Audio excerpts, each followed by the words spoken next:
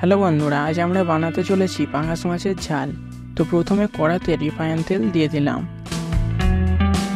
এরপর এতে একটু লবণ এবং হলুদ দিয়ে দিলাম।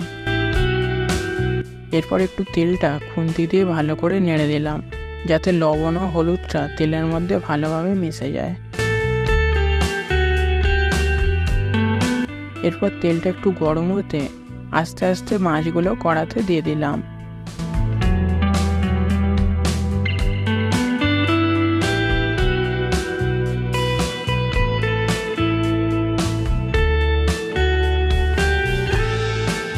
বন্ধুরা, এই মাছ ভাজার সময় একটু সাবধানে ভাজবেন, কারণ এইগুলো ভাজার সময় ছালগুলো ফাটে, যার ফলে গরম তেল গায়ে লাগতে পারে।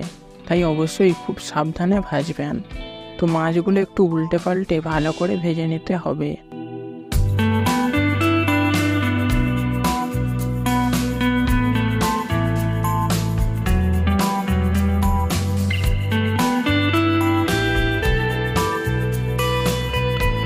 তো আমাদের মাছ ভাজা হয়ে গিয়েছে, এবারে মাছগুলো তুলে নেব।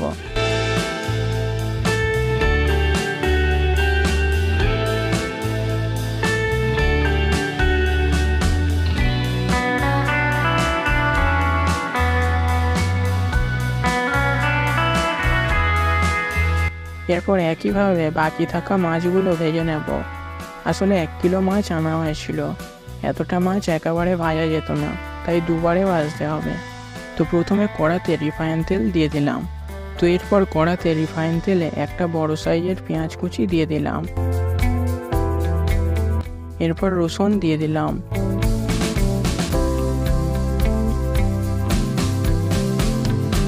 এরপর একটু নাড়াচাড়া করার পর এতে একটু লবণ দিয়ে দিলাম।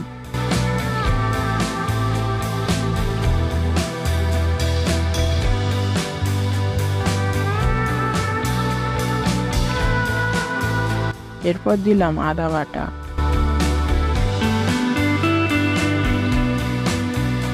এরপর পেঁয়াজটার কালার একটু লাল লাল ভাব চলে আসতে দিয়ে দিলাম হলুদ গুঁড়ো এবং লঙ্কা গুঁড়ো।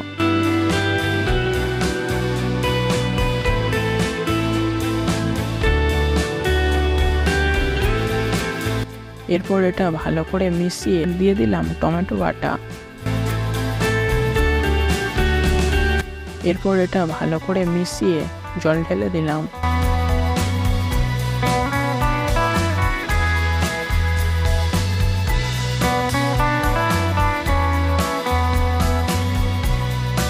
এরপর একটু হালকা ফুটে উঠতে দিয়ে দিলাম ধনে গুঁড়ো।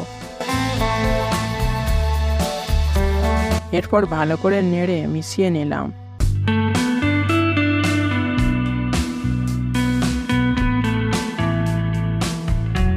এরপরই দিয়ে দিলাম ভেজে রাখা পাঙাশ মাছগুলো।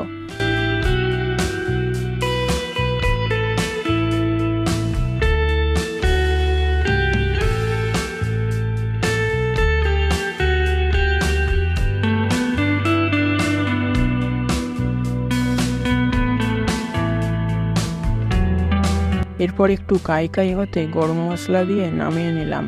তো হয়ে গেল আমাদের পাঙাশ মাছের ঝাল। তো বন্ধুরা, রেসিপিটা ভালো লাগলে like, comment, share and subscribe করে দিন।